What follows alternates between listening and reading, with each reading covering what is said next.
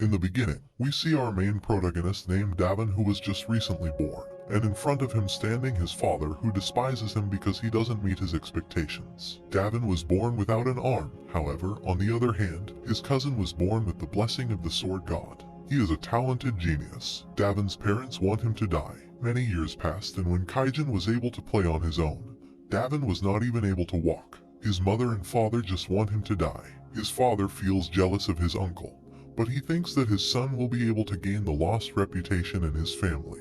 But Davin is just a one-armed laughingstock. At the time, when Davin learns how to walk, Kahin, on the other hand, was able to wield a sword, which is why his mother still despises him.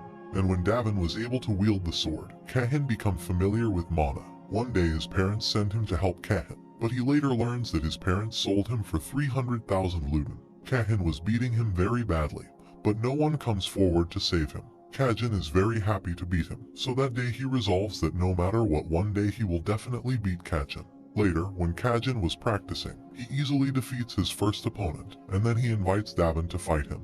But he beat him severely and then insults him. On one side, where Kaijin got involved in alcohol, drugs, and girls, Davin was hardworking to improve his skills. Finally, the day arrives when Davin will fight Kaijin, and eventually, Davin was able to defeat him.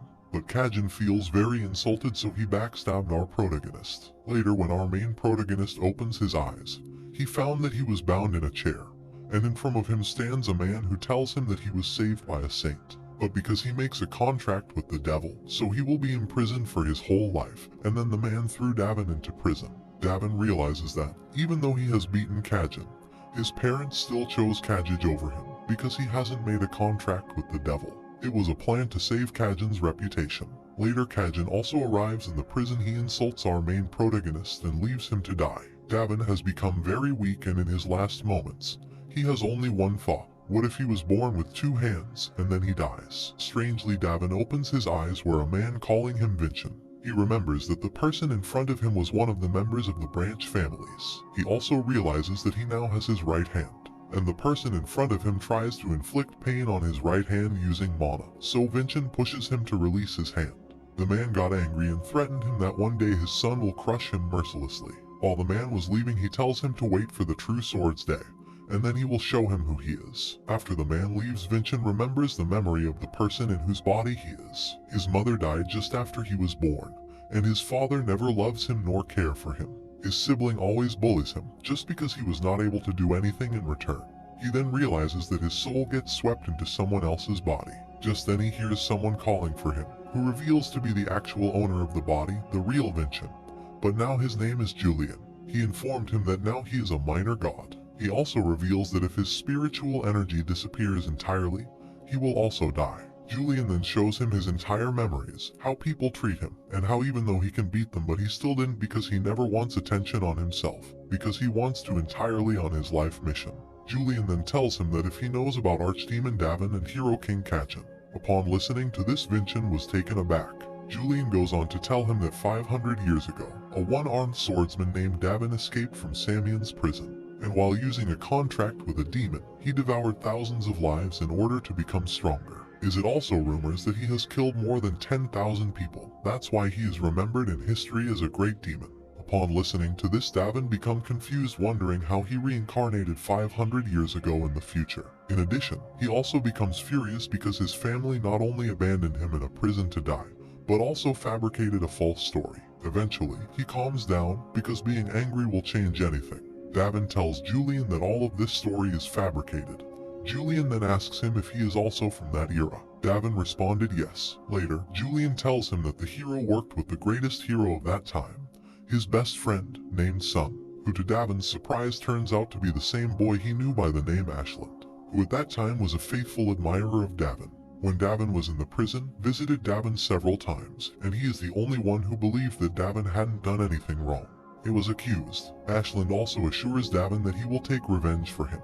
But after that day, Ashland never visits him, because since that time, he had become the family patriarch and had made it his life's mission to uphold what Julian refers to as the achievement. possibility relationship to achieve goal of surpassing family Samson and facing truth for our protagonist. As is so, it wasn't a coincidence that his friend had abandoned the family they were part of and created a new one in order to uncover the truth. Later, Julian told David that if he accepts his mission and completes it, he will remain with his body forever, giving him even an incredible blessing. Our protagonist finally expressed gratitude to his good friend and decided to take over the mission that was left behind in order to surpass the family that betrayed him. In one instance, Vincent begins to feel his body becoming very heavy, despondent, and collapsing easily due to how weak he is. As a result, he felt the need to call Julian and inquire as to why he had never learned the art of swordsmanship. Julian replies that he had a disability that didn't allow him to learn it. Vincent asks him this question because he discovers that this body has an exoskeleton blessing. But Julian doesn't understand anything, so our main protagonist explains to him that allows a person to store mana in any part of their body or as far as their eyes. The next day, according to Julian Vincent's words and explanation, the listener is required to wake up and understand how things work in that new era in the world. Because now people don't store mana inside their body, but inside the stars. Because storing mana inside your heart also risks your life. The more stars an individual has, the more powerful he is. At the night, when Vincent was meditating to increase mana proficiency, his servant named Winston enters the room and mocks him to create a mess inside the room.